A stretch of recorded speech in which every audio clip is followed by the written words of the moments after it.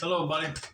Welcome back to the Tin Man Score channel. I'm your host, Jeffrey Tin Man Taylor, and today I'm reacting to my second Mr. Nightmare video for you guys. This was titled 5 Creepy Ass True Stories. So without further ado, I'm going to turn these lights back off, move the camera up here for you guys, and let's get this reaction on the road in the bag. All right, buddy, here we go. Number 5. Last night, a friend rushed me out of the house to catch the opening act at a local bar's music night. After a few drinks, I realized my phone wasn't in my pocket. I checked the table we were sitting at the bar, the bathrooms, and after no luck, I used my friend's phone to call mine. After 2 rings, someone answered, gave out a low, raspy giggle, and hung up. They didn't answer again. I eventually gave it up as a lost cause and headed home. I found my phone laying on my nightstand, right where I left it. Okay, that is creepy. You think you left it at the bar and all of a sudden it's not there, and when you try calling your phone, some creepy person had to pick it up and giggle in the phone, which that would be scary enough to hear. But then you find your phone on your nightstand, that person knows where you live at now. But luckily, this person got their phone back without going to try to get a new phone. Number 4. When I was a kid, I was always the last kid to get picked up by the bus driver to go to school. One day I was waiting for the bus by myself, and a bus with no kids pulled up. The bus driver smiled and told me to hop on. I just had a bad feeling. I said, "Where are the other kids?" He said, "We will go get them now. Just get on." He got more and more pushy, but didn't do anything crazy. I just kept saying no, and he shrugged and left. The real bus pulled up a few minutes later. I went to school and my parents didn't know until I mentioned it that night. Looking back, they were pretty worried. I remember them scrambling to make a few phone calls. Oh yeah, your parents would be worried for sure, because if that bus got you and instead of the real school bus, you would have been kidnapped for ransom or never seen again. I'm just glad that kid did the right thing and said no to that driver and got on the right bus. Number 3. A few years back, I rented an apartment from a friend of mine. He had recently bought it and had it completely renovated. He put it up for sale but couldn't find a buyer, so I offered to rent it in the meantime. After moving in, I realized there was something wrong with the lady next door. She was about 45 but looked much older. She would sit up all night listening to Christian radio shows and talking loudly to someone. It got to the point where I couldn't sleep, so I went over to her place and asked her to keep it down. She opened the door and I got a quick peek. Her walls all had crosses painted on them in different colors, and words like Jesus and angels scribbled everywhere. The windows were painted black, letting no light in at all. It was damp, yellow-stained 50-year-old carpets, dog shit, and cockroaches everywhere. No dog, though. I asked her to please keep it down. She just looked at me and shut the door. Then she turned up the radio even louder. The next night I had my girlfriend staying over. I wake up in the middle of the night and see a shadow of a person next to the bed, looking at us sleeping. I think I'm hallucinating, as I usually do in the dark when I'm sleepy. But then the shadow starts talking. It's my neighbor, and she's holding something in her hand. She broke in during the night, and who knows how long she stood there. "You should lock your doors at night," she says, and walks out. The next morning, I hear someone making strange noises below my bedroom window. It's my neighbor talking to herself in tongue. She has a plastic bag in her hand with her rotting dead dog inside. It's hot as hell outside, and I can smell death from that bag. At this point, I'm scared shitless. She's obviously very insane. I go upstairs and knock on another person's door and ask them what the hell is going on. The guy is as scared as me. Apparently, she broke into his apartment one evening as well while he was watching TV with his kids. He got up from the couch to get a snack, only to find her behind the couch, staring at him, holding a power drill. Come to think about it, now I know what was in her hand. At this stage, I'm basically shitting myself. I call the cops and they know all about her. Apparently she's a violent schizophrenic and she hasn't taken her meds, but they can't force her or enter her apartment without her permission because she owns it. The only thing they can do is get her when she goes outside. I sit up for the next 2 days, waiting for her to run out of cigarettes. When I hear her leave at 2 a.m. to go across the road to the 7-Eleven, I call the cops. They have 3 cars and a special van over in less than 2 minutes. They restrain her and throw her in the van and drive off to some institution, and in less than a minute, it's like she was never there. I never see her again. Still have nightmares about her looking at me in my sleep. Jeez. But it makes you wonder, why was a lady with a schizophrenic disorder living in an apartment with normal people? I mean, whoever runs that compound did not even notice it and just didn't have a care in the world. I mean, what was going on?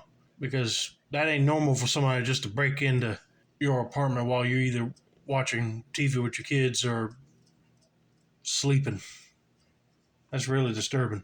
But thankfully, he waited until she got out of her apartment building and called the cops to get someone to pick her up and take her to a mental institution. Because she's that bad off, she don't need to be living by herself. Number 2. I was about 15 minutes from finishing the night shift at work when there was a massive crash on one of the windows in the office, so I get up and go check it out. Someone has thrown quite a sizable rock through one of the windows on the front of the building. This is made especially weird because I'm working in the industrial district at 11:30 at night with none of the other businesses open. I go back to my desk, put a quick call through to security to let them know, and decide to head home.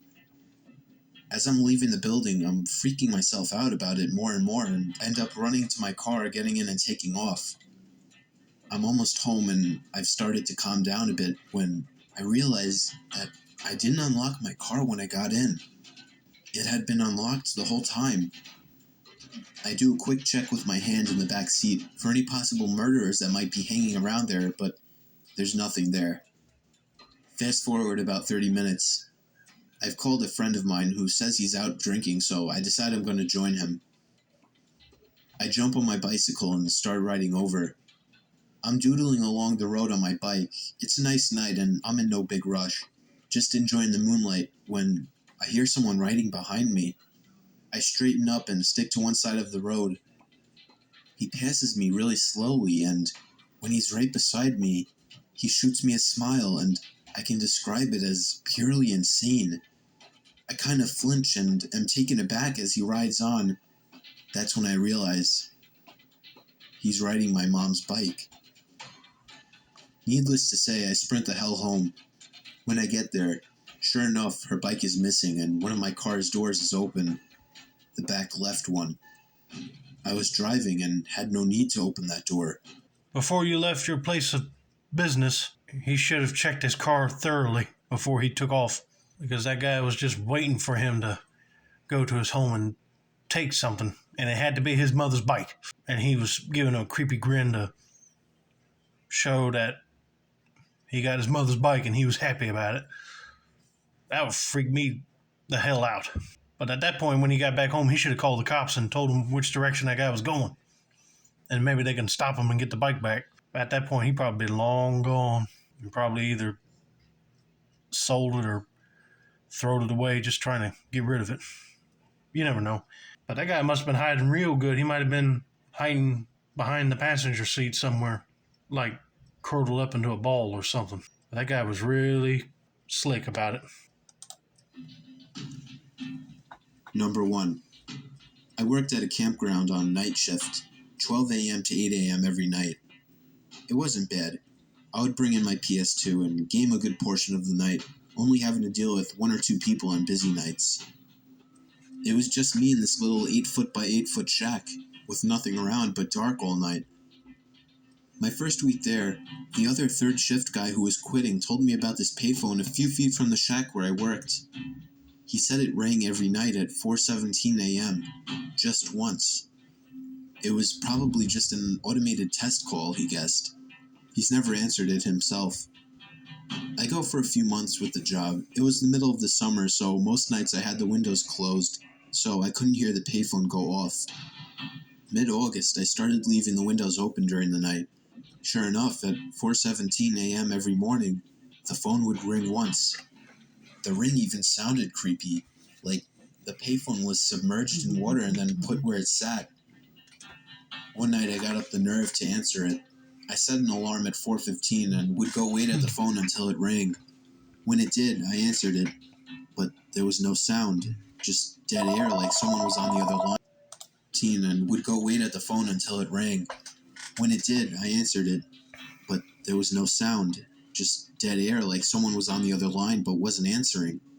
I said hello a few times and hung up. I did this every night for a week with the same results. I didn't think anything of it and left it alone after that for about a month. The first week of October, I decided to answer the phone once again. I set my alarm, and when the time came, I answered the phone. I repeatedly said hello into the phone. Then I heard what sounded like someone inhaling through clenched teeth. The voice that sounded was rough and sounded like he had gargled gravel. He said my name, my complete name, first, middle, and last. It was a voice I've never heard. My voice caught in my throat and I hung up. I rattled some change into the payphone and hit star 69. The number had come from California. I lived in Indiana. I'll be extremely annoyed if there was a phone booth near the place that I worked if I was working in a security job. It just kept on ringing. I answered and nobody didn't speak. I'll be mad. But if somebody came on the line and said my first, middle, and last name, I'll be freaking out. Be like, who is this? But it's also scary that when he dialed star 69, that number came from California. I said, how in the world did somebody get a hold of his information unless he's one of them scammer type people? But that's impossible. That scammers would usually call your home phone or cell phone, not no daggum payphone. So somebody might have got the number of that payphone and just kept calling until that specific security guard came up there to answer. But I'm clueless on that. But anyway, I hope you guys enjoyed this video. Don't forget to like, subscribe, turn on those post notifications for more Mr. Nightmare content like this. This has been another successful installment of the Tin Man's Corner channel. I'm your host, Jeffrey Tin Man Taylor. That's a wrap, and have a nice day.